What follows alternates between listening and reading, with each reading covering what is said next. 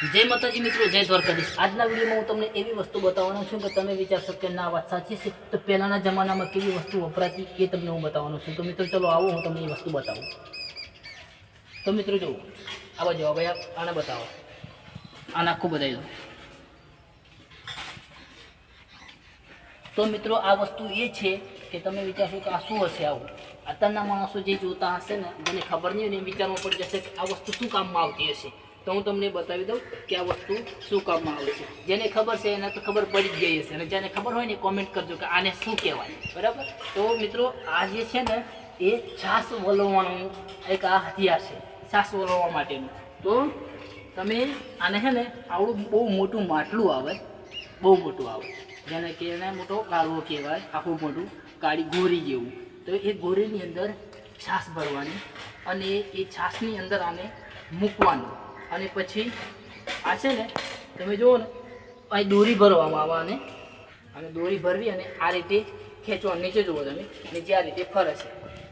તો પછી શું છે કે મિત્રો આ ગોળ ગોળ ફરે ને એટલે પછી માટલામાં છાશ વલોવાય, એટલે એને પછી મક્ખણ ઉપર આવે, મક્ખણમાંથી ઘી બનાવે, અને એ વખતના જમાનામાં શુદ્ધ વસ્તુ આપણને જમવા મળતી હતી। અને અત્યારે આપણે બધું બજારમાંથી લાવીએ છીએ ભેળસેળવાળું, અને ખાવું પડે છે, અને તારની વસ્તુઓ જતી રહી છે। પણ આ વસ્તુ અત્યાર સુધી અમારા ઘરે રાખી છે। આ અમારા દાદા વખતે આ વસ્તુ ચાલતી, અને એ વખતે આ ઘૂમેડવાનું, સવારમાં વહેલા ઉઠીને આને ફેરવવાનું, પછી વાસીગનું કરવાનું, અને પાણી ભરવાનું, આ બધું અલગ અલગ કામ કરી, અને એની સાથે સાથે એક્સરસાઇઝ પણ થઈ જતી। તો જીમમાં જવાની પણ જરૂર નથી પડતી। તો મિત્રો આ વસ્તુ એ છે કે જે પૂર્વજો આપણે અને છાશ ઘરે વલોવી અને પછી છાશ બનાવતા, મક્ખણ બનાવતા, અને ઘી પણ બનાવતા। આવી વસ્તુઓ અત્યાર સુધી આપણી જોડે મોજૂદ છે।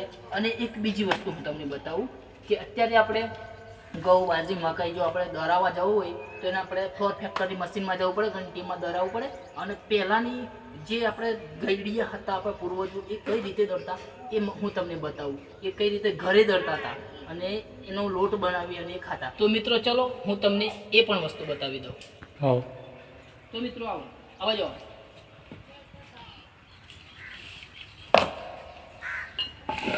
તો જુઓ મિત્રો, તાણ છે ને આની ઉપર આપણે ઘંટી આને કહેવાય, આની અંદર તમને બતાવું, અગાઉ કેમેરો લઈને જો આની અંદર છે ને, અંદર પેલો હમણાં જે ગબર છે, હા ભાઈ, હા। તો મિત્રો આની આ ઘંટીનું પડ કહેવાય, અને એના નીચે પહેલાં માટીનું બધું આવું બનાવેલું આવતું, જેથી કરીને જે આપણો લોટ હોય ને એ નીચે ના પડે। અને માટીનું ના બનાવેલું હોય તો નીચે કાપડ પથરવામાં આવે, અને આ પથ્થર નીચે હાલમાં આવડો મોટો ઉદેડો છે, જે વગડું ઉદેડો, જો આની પૂંછડી દેખાય છે, આવડો મોટો વગડો ઉદેડો છે, જોઈ શકો છો તમે, એ વગડા ઉદેડો છે। અને એ ઉદેડો લગભગ બિલાડી જેવડો આવે છે, મારે ઘરની અંદર મેં જોયેલા છે અત્યારે હાલ પણ। તો આ એ ઘંટી છે જેનામાં આપણે ઘઈડિયા, જે આપણા દાદા હતા પૂર્વજો, એ આની અંદર દળીને ખાતા હતા। તો તમે અત્યારે કદાચ એને ખબર છે તો ખબર જ છે, બરાબર, ગામડામાં ઘણા લોકો નથી ખબર, એટલા માટે આપણે આ વસ્તુ બતાવીએ છીએ। તો મિત્રો એવી તો અનેક વસ્તુઓ છે જેથી કરીને તમને એમ કહેવાય કે ઘણાને ખબર જ નથી કે આ રીતનું શું થાય છે। હવે આ વસ્તુ મેં બતાવ્યું તમને, જે છાશ વલોવાનું, તો એ શું છે એ જોઈને ખબર પડે કે કોઈ પૂછે કે આ શું છે, તો જે હમણાં તમને પથ્થર બતાવ્યા, એ પથ્થરને આપણે અત્યારે કોઈ નવા વ્યક્તિને કહીએ કે આ શું છે, તો એને પથ્થર કહીને ઊભા રહેશે, પણ એ પથ્થર નથી, આપણા પૂર્વજોનું એક લોટ દળવાનું મશીન છે, અને આ છાશ વલોવાનું મશીન છે આપણું। તો એ રીતના જુએ એવા ઘણા સાધનો છે કે જે પૂર્વજો વાપરતા હતા, અને ઘણા લોકોને તો ખબર નથી। હવે પહેલાં કેવું હતું કે ઘરે જ છાશ બનતી, ઘરે જ મક્ખણ બનતું, ઘરે જ ઘી બનતું, ઘરે જ દહીંનું દળાતું, એટલે એ વખતે ઓરિજિનલ ખાવાનું મળતું। અને અત્યારે બધું કેમિકલ્સ, ખાતરવાળું એવું ખાઈને અત્યારે આપણી શરીર કમ્પ્લીટ રહેતું પણ નથી, અને તારે કોઈ ટેન્શન જ નહોતું, ઘરે જ ખાવાનું, અને ઘરનું, અને ઓરિજિનલ શુદ્ધ, તો મજા આવતી। પણ અત્યારે એ મજા મળે એમ નથી। તો મિત્રો કેવો લાગ્યો અમારો આજનો આ વિડીયો ગમે હોય તો વિડીયોને લાઇક કરજો, અને ચેનલને સબસ્ક્રાઈબ કરજો, સપોર્ટ કરજો। મળીશું બીજા વિડીયોમાં, ત્યાં સુધી જય હિન્દ, જય દ્વારકાધીશ।